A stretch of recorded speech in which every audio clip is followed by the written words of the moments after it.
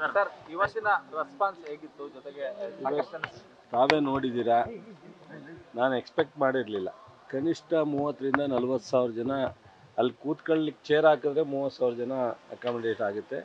ಎಲ್ಲ ನಿಂತಿರೋದು ನೋಡಿದಾಗ 30,000 ರಿಂದ 40,000 ಜನ ಗ್ಯಾದರಿಂಗ್ ಆಗಿ ಅಲ್ಲಿಂದ ಇಲ್ಲಿವರೆಗೂ ಓಡಿದ್ದಾರೆ ಅಂದರೆ ಈ ಮಂಡ್ಯ ಜಿಲ್ಲೆಯ ಯುವಕರಿಗೆ, ಹಿರಿಯವರು ಸಹ ಅದರಲ್ಲಿ ಭಾಳ ಸೇರಿದ್ದಾರೆ, ಮಹಿಳೆಯರು ಇದ್ದಾರೆ. ಇವತ್ತು ಸ್ವಾಮೀಜಿಯವರ ನೇತೃತ್ವದಲ್ಲಿ ನಮ್ಮ ವಿನಯ್ ಗುರೂಜಿಯವರ ಉಪಸ್ಥಿತಿ ಇರ್ಬೋದು, ಜಿಲ್ಲಾ ಆಡಳಿತ ಇರ್ಬೋದು, ವಿಶೇಷವಾಗಿ ಈ ಕಾರ್ಯಕ್ರಮ ಆಲೋಚನೆ ಮಾಡಿ ನಮ್ಮೆಲ್ಲರ ಹತ್ರ ಡಿಸ್ಕಸ್ ಮಾಡಿದ್ದೆ ರವಿ ಗಣಿಗ ಅವರು. ಸೊ ಅವರಿಗೆ ನಾನು ನಮ್ಮ ಈ ಒಂದು ವ್ಯವಸ್ಥೆ ಪರವಾಗಿ ಅಭಿನಂದನೆ ಹೇಳ್ತೀನಿ. ಇವತ್ತೇನು ಉತ್ಸಾಹ ನಾವು ನೋಡ್ದೋ, ಈ ಉತ್ಸಾಹ ನಮ್ಮೆಲ್ಲ ಯುವಕರಲ್ಲಿ, ನಮ್ಮ ಜಿಲ್ಲೆಯ ನಾಗರಿಕ ಎಲ್ಲ ಬಂಧುಗಳಲ್ಲಿ ಇವತ್ತಿಂದ 22ನೇ ತಾರೀಕು ಸಾಯಂಕಾಲದವರೆಗೂ ಇದೇ ಉತ್ಸಾಹ ಇರಬೇಕು ಅಂತೇಳಿ ನಾನು ವಿನಂತಿ ಮಾಡ್ತೀನಿ.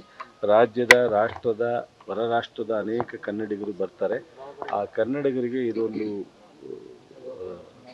ಏನು ಏನು ಹೇಳ್ತಾರಲ್ಲಪ್ಪ, ಮಾದರಿ ಅಲ್ಲ, ಬಾಯಲ್ಲಿದೆ, ಒಟ್ಟು ಇದು ಒಂದು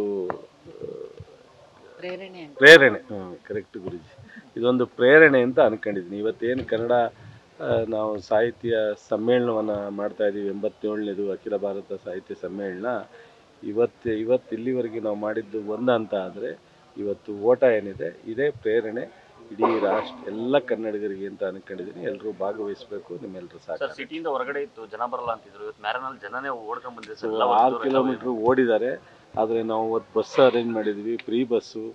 ಇದು ಇವತ್ತಿನ ಅದೆಲ್ಲ 22ಕ್ಕೆ ನಿಮಗೆ ಗೊತ್ತಾಗುತ್ತೆ. 7 ತಾಲೂಕಿನಿಂದ ಉಚಿತವಾಗಿ ಬಸ್ ಮಾಡಿದ್ದೀವಿ. ಸಿಟಿಯಿಂದ ಇಲ್ಲಿಗೆ ಬಸ್ಸು ಕಂಟಿನ್ಯೂಸ್ ಆಗಿ ಬೆಳಗ್ಗಿನ ಸಾಯಂಕಾಲದವರೆಗೂ ಉಚಿತ ಬಸ್ ಇದೆ. ಬೆಂಗಳೂರಿಂದ ವಿಶೇಷ ಬಸ್ ಹಾಕಿದ್ದೀವಿ, ಮೈಸೂರಿಂದ ವಿಶೇಷ ಬಸ್ ಹಾಕಿದ್ದೀವಿ.